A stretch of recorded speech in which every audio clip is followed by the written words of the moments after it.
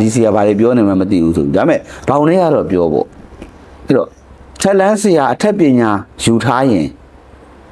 ပြောကမကုချင်လဲကြုံနိုင်ရင်ကုရမှာပဲ ဟုတ်ကဲ့ ဒါဟာခိုင်းရပေးတဲ့တာဝန်ထက်ပုဂ္ဂိုလ်တွေပေးတဲ့တာဝန်အဲ့တော့ကြုံနိုင်ရင်ကုရမှာဖြစ်တဲ့အတွက်ကြုံနိုင်ရင်ပြောပြဖို့လည်းလိုတယ် ဟုတ်ကဲ့ ဟုတ်မိစ္ဆာပြောကတွေခေါင်းထောင်လာတာဆရာတွေရေကုန်လှုပ်ပိတ်နေခဲ့ကြလို့ ဟုတ်ကဲ့ပါဆရာ ခေတ်ဆက်ဆက်ဆိုတော့ဒီချင်းကစားပြီးတော့ပြောကြတော့လက်လန်းမြင်မြပြောကြပါတော့ ဟုတ်ဆရာပြောကြတော့ဆိုတာလဲပေါ့နော်ကျမဆိုလဲလူဟာလေးဆရာကိုယ်တိုင်ခံမှုမှပဲလက်ခံတာပေါ့နော်ဘာလို့ဆိုကျမလုံးဝလက်မခံတဲ့ထဲမှာပါတယ်ကျမလက်တွေ့သမားပေါ့နော်ဘယ်လိုပြောရမလဲကျမတို့ကခေတ်ပညာတက်လည်းဖြစ်တယ်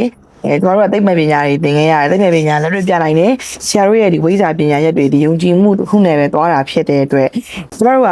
ငါမဟုတ်တဲ့လူတယောက်ကိုယုံလိုက်တဲ့ရဲ့လားဆိုတာကျမတို့ရဲ့ဒါကြီးမားသော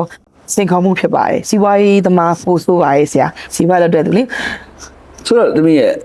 ငါမဟုတ်တဲ့လူတစ်ယောက်ကိုယုံလိုက်သိရင်လားဆိုတာဒါလိုရှိတယ်လေဆိုကြပါစို့သမီးကခေပညာတက်စီးပွားရေးလုပ်ငန်းရှင်ဒါမျိုးတွေကိုယုံကြည်မရှိဘူးဟုတ်ပြီဆရာတို့ကြီးရောက်တာလို့စစ်ဆေးကြပြီတဲ့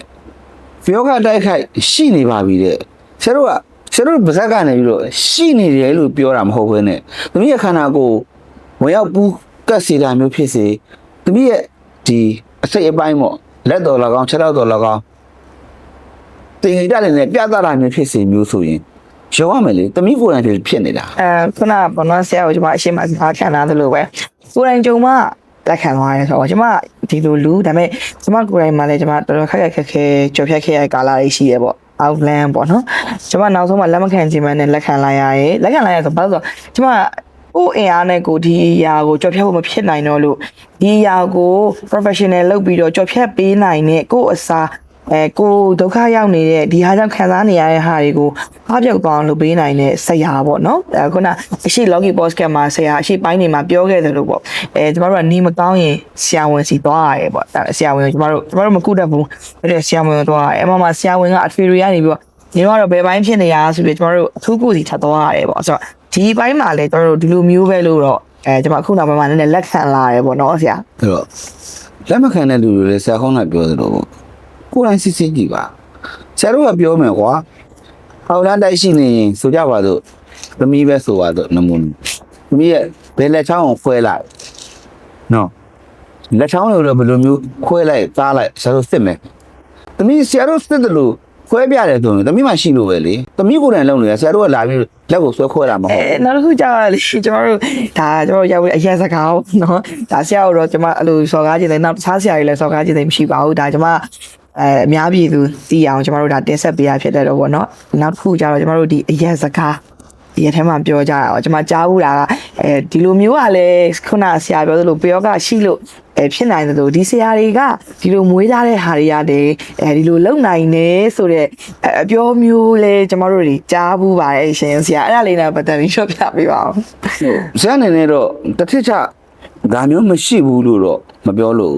ရှိချင်လဲရှိလိမ့်မယ်ဆရာပြောသလိုလူမျိုးမျိုးစိတ်ထွေထွေသို့တော့ပြောကကျူစားနှောက်ယှက်ခံရတဲ့သူတွေပြီးအထက်လန်းဆက်ရအစစ်စီကိုသွားဖို့လိုတယ်ဘယ်အထက်လန်းဆက်ရမှထက်လန်းဆက်ရနော်အထက်ပညာယူထားတဲ့အထက်လန်းဆက်ရလို့ဆရာမဆိုးလို့ဟုတ်ကဲ့အထက်လန်းဆက်ရအစစ်ဘယ်အထက်လန်းဆက်ရမှမမွေးပါဘူးဟုတ်ကဲ့မွေးဖို့လည်းမရှိဘူးဟုတ်ကဲ့အထက်ပုဂ္ဂိုလ်တွေကဆင်းလို့တရားကြီးရဲ့ဟောဒါဆိုရင်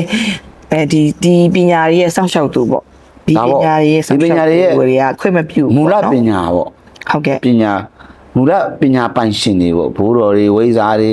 ဆရာတော်တွေအထက်လန်းဆိုတာကိုယ်နဲ့သားသမီးကိုကယ်မဲ့ပညာဒါဟိုဟာတွေမွေးဒီဟာတွေမွေးပြီးတော့ခိုင်းစားလို့ဖွင့်ပြထားတဲ့ပညာမဟုတ်ဘူးဟုတ်ကဲ့ပါဆရာဟုတ်ကဲ့ခိုင်းစားနေရင်လည်းချမ်းမဟုတ်တော့ဘူးအဲ့လိုခိုင်းစားနေတဲ့ဆရာကြီးလည်းမသွားဖို့လိုတာပေါ့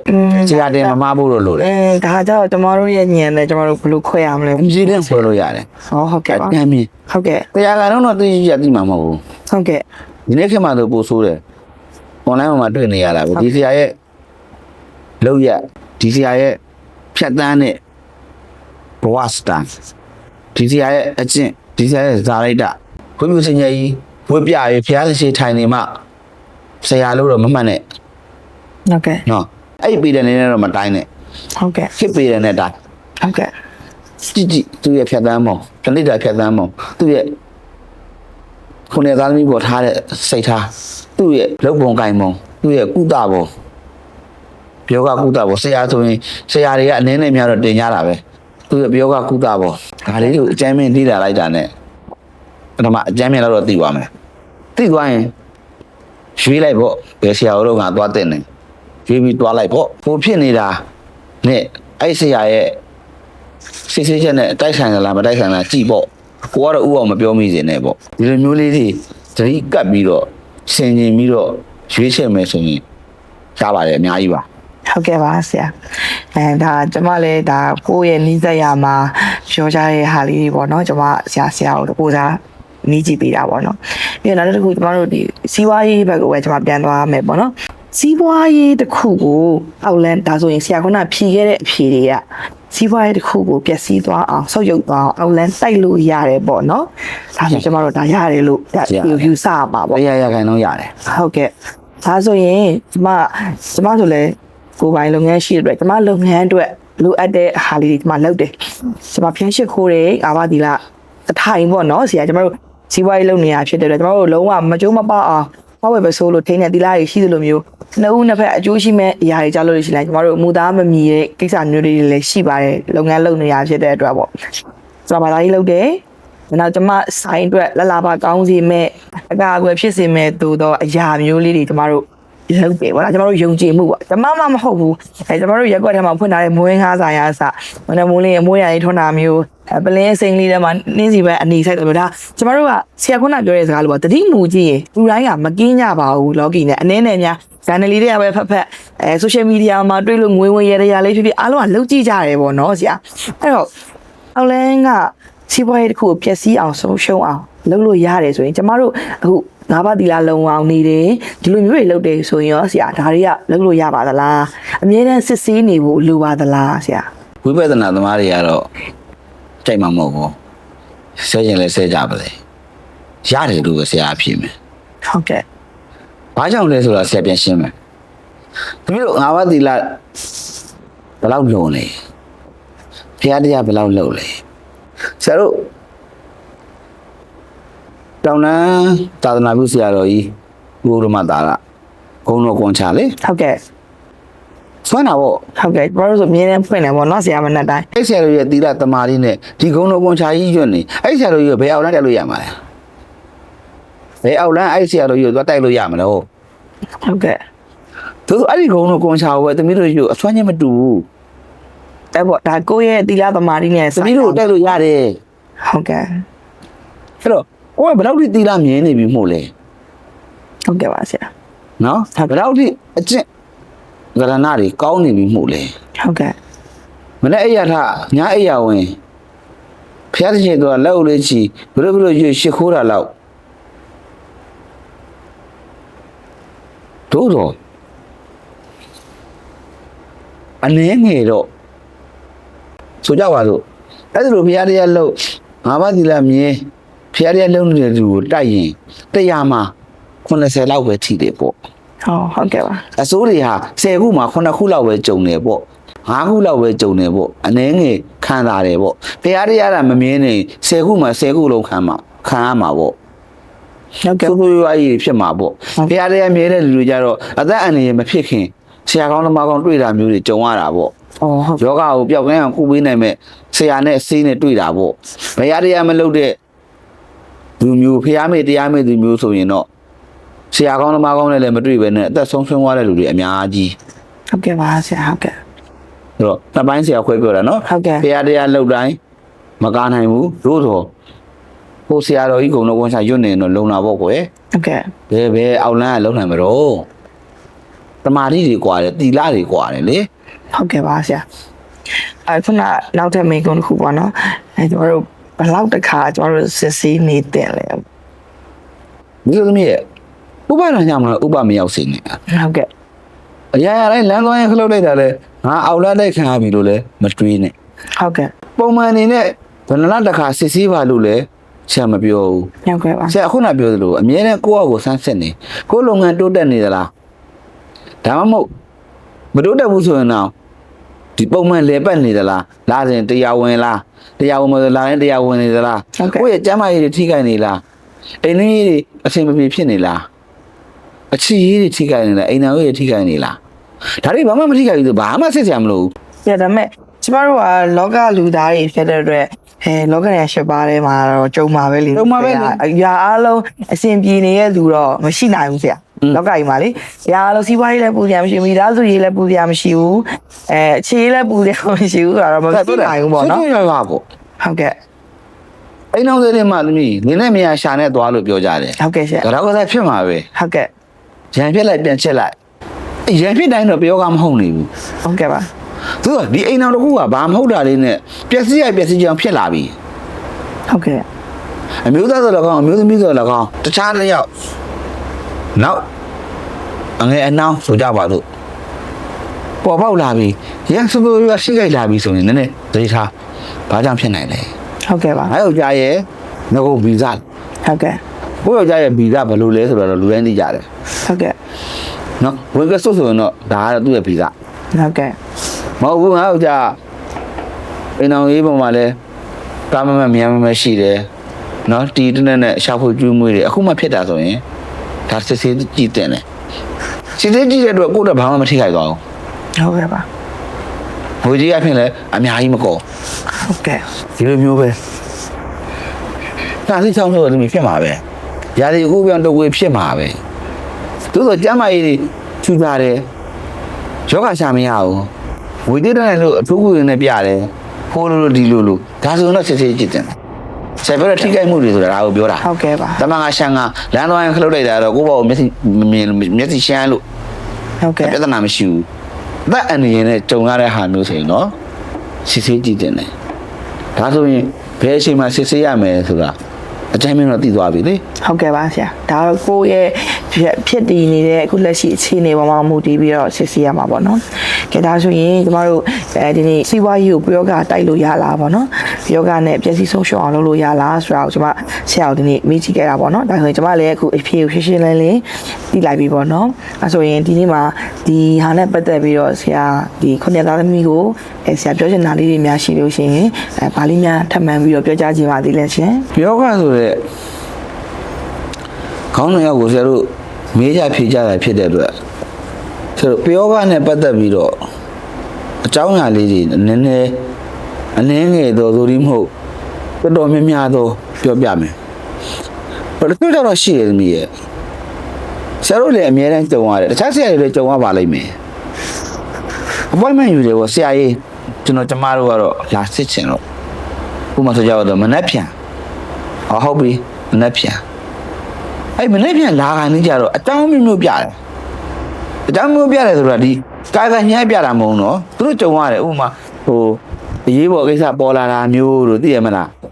သွားကနေမှကားငှားမရတာမျိုးတို့ဥပမာကိုယ်ပဲကားနဲ့ဆိုကားပြက်နေတာမျိုးတို့အမျိုးမျိုးကြုံရတယ်ဒါပေါ့အဖြစ်တယ် ဟုတ်ကဲ့ ဒါဆိုရင်အားဆရာရေးဆရာပဲကျွန်တော်တို့ကျမတို့ကတော့ဒီနေ့မလာဖြစ်ဘူးမလောက်ပါနဲ့ရအောင်လာပါ အော် ဒါဆိုရင်စိတ်ထဲမှာတွက်ထားရမှာဒါဖြတ်နေပြီ ဖြတ်နေပြီဆိုတာကဒါ ဆရာနဲ့တွေ့ဖို့တွေ့မှာဆိုလို့ တွေ့မှာဆိုလို့ပေါ့ဟုတ်ကဲ့ ဖြတ်နေဝင်နေပြီဒါဆရာနဲ့ဆိုတာဆရာကိုပြောတာမဟုတ်ဘူးနော်တခြားဆရာတွေလည်းဒီလိုကြုံရလိမ့်မယ် ဟုတ်ကဲ့ပါ ဘယ်ဆရာနဲ့ပဲဖြစ်ဖြစ် ဟုတ်ကဲ့ ရအောင်သွားတွေ့ပါနောက်ဆုံးမင်းအဲ့ဒီကိုသွားလို့ကွာတယောက်ကမင်းတခုခုဖြစ်မယ်ပြောမယ်ကမ်းမယ်တေးမယ်ကြီးမယ်ပြောလိုက်အောင်ရအောင်သွား အော်ဟုတ်ကဲ့ပါ မယုံနဲ့ဒါအဖြတ်တွေဝင်လာပြီ အော်ဟုတ်ကဲ့ပါ မသွားပြစ်လိုက်ရင်ဘယ်လိုထိကြိုက်မလဲကိုပဲထိကြိုက်မှာကိုပဲထိကြိုက်မှာ ဟုတ်ကဲ့ ရေးဝယ်ကြုံလာတဲ့ကိစ္စတွေကိုရွှေ့လို့ရရင်ရွှေ့ဖြတ်လို့ရရင်ဖြတ်